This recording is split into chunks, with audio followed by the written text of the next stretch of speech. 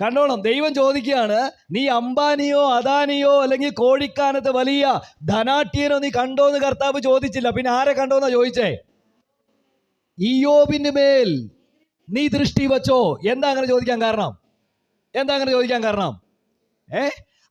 ഇന്ന് നമ്മുടെ ആത്മീക ജീവിതത്തിൽ ദൈവത്തെ ആരാധിക്കുന്നവനെ അല്ലെങ്കിൽ ദൈവം സംരക്ഷിച്ചു വച്ചിരിക്കുന്നവനെ അടുത്ത് ആരുടെ കാഴ്ച ദൃഷ്ടി പോകുന്നേ? സാത്താന്റെ ദൃഷ്ടി പോകുന്നത്. നിങ്ങൾക്ക് മനസ്സിലാകുന്നുണ്ടോ ഞാൻ പറയുന്നേ? അപ്പൊ സാത്താന്റെ ദൃഷ്ടി എവിടെയാ പോകുന്നത്?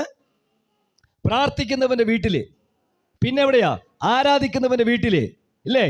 അപ്പോ മാതാപിതാക്കൾ ദൈവത്തെ ആരാധിക്കുകയും അല്ലെങ്കിൽ ദൈവത്തെ അറിഞ്ഞ് ജീവിക്കുമ്പോൾ ആ തലമുറയെ ഇല്ലാതാക്കുവാൻ വേണ്ടിയിട്ട് ആര് പോരാടുന്നത്? പറ. സാത്താൻ പോരാടുന്നത്. കർത്താവ് അവിടെ എന്താ പറഞ്ഞേ? സാത്താൻ എന്താ പറഞ്ഞേ?